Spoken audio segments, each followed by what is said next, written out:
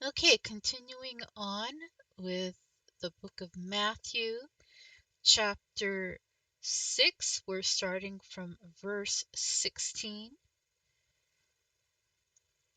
Moreover, when ye fast, be not as the hypocrites, of a sad countenance, for they disfigure their faces, that they may appear unto men to fast. Verily I say unto you, they have their reward. But thou, when thou fastest, anoint thine head, and wash thy face, that thou appear not unto men to fast, but unto thy Father which is in secret. And thy Father which seeth in secret shall reward thee openly. I have seen people post videos of them fasting. That's what this is talking about. Don't do that. uh, yeah, that's about all I'm going to say about that. That's what that's saying. Don't do that. Okay, we're going to go to verse 19. Lay not up for yourselves treasures upon earth, where moth and rust doth corrupt, and where thieves break through and steal. Yeah, don't be a hoarder. But lay up for yourselves treasure in heaven, where neither moth nor rust doth corrupt, and where thieves do not break through nor steal. That's pretty much self-explanatory right there. For where your treasure is, there will your heart be also. The light of the body is the eye. If therefore thine eye be single, thy whole body shall be full of light. If thine eye be evil, thy whole body shall be full of darkness. If therefore the light that is in thee be darkness, how great is that darkness? It's a bit off-putting, huh? So let's check out what it has to say about each word. Okay, so let's see if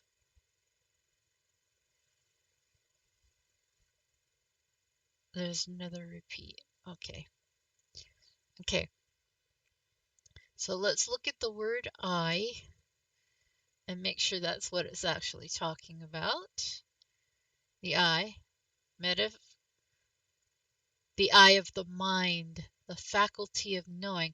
So it's not necessarily meaning your eyeballs, but what you're perceiving when you're looking at something.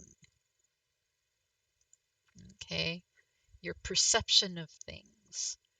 Let's look at the word evil. Full of labors, annoyances, hardships, pressed and harassed by labors, bringing toils, annoyances, perils,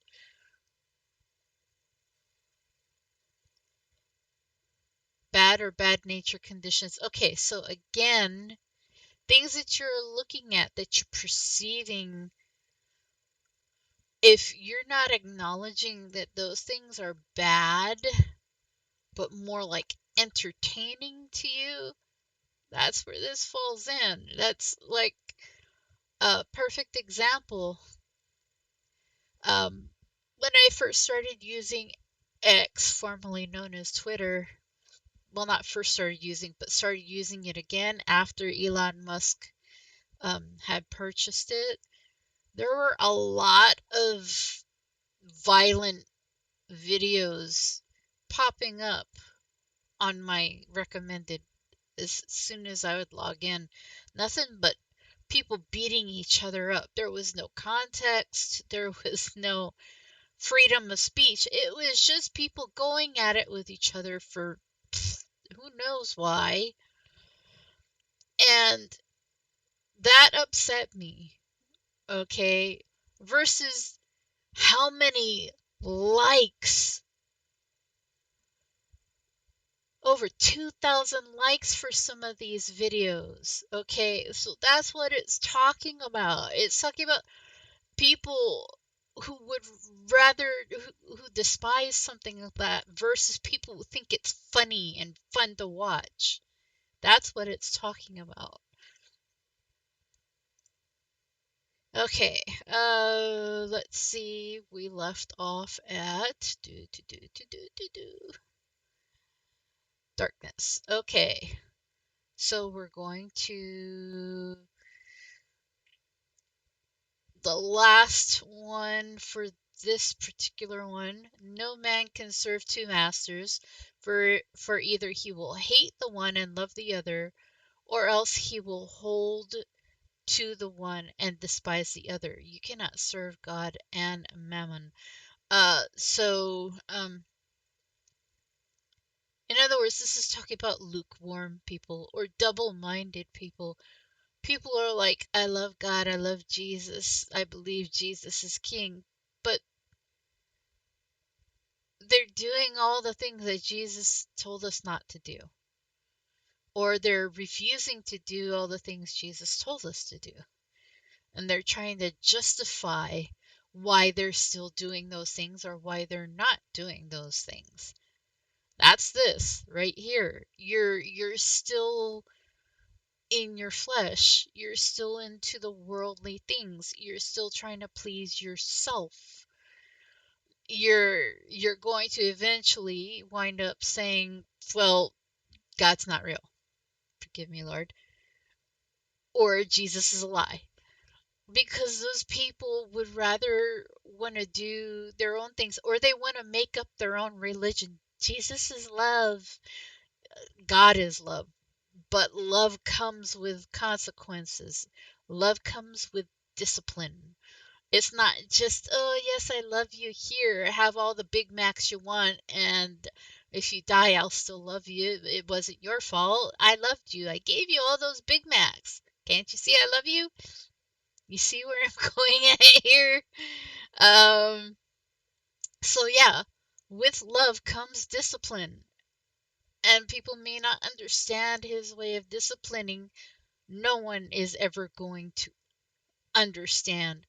So when people are confronted expecting us to give them answers and explain things to them, and then you try to get us in a gotcha moment, you're not gotchaing us because we shouldn't be answering those questions.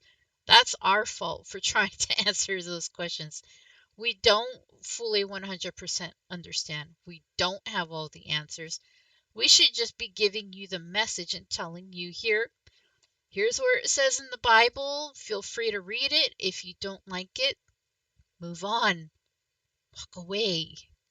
Don't argue with us and don't argue with them, because all you're doing is causing them to be more blasphemous and to sin against God. Every time they start saying God isn't real or Jesus is this and Jesus, and they start doing lewd things because you decided to stand there and argue with them. It now becomes your fault. Yeah, just calling people out. We need to do that. We need to remind each other. Arguing with people who already received the message and are blatantly rejecting it are not to waste time with. They've already made up their mind. Now, maybe later on down the road, they might bump into somebody else and they might change their mind. But at that moment, they have made up their mind and you have done your duty.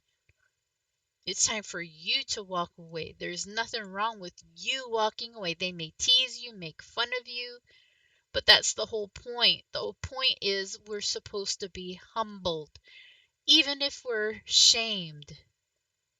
Jesus was shamed. He was shamed way worse than we have been. So we need to remember that. Okay. Anyway, I'm rambling on.